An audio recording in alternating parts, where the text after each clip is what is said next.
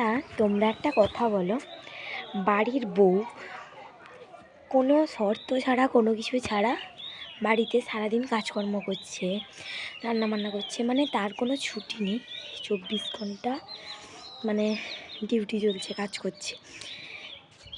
কিন্তু সেই বউটা যদি, বাড়ির বউটা যদি শপিং করে দিতে বলে বা কোথাও যাবে বলে ঘুরতে, বাড়ির সবার মুখটা হাঁড়ি হয়ে যায়। আবার কারোর পকেটে পয়সা থাকে না, কেন আমি বুঝি না।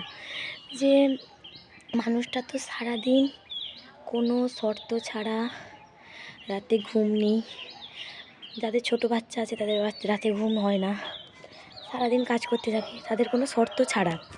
কিন্তু তাদেরকে কোনো ইচ্ছে থাকতে পারে না শপিং, কোনো কেনাকাটা করার সময় হলে কারোর পকেটে টাকা থাকে না, আর বাড়ির কিছু মানুষের মুখ হারিয়ে যায়, কেন বুঝি না।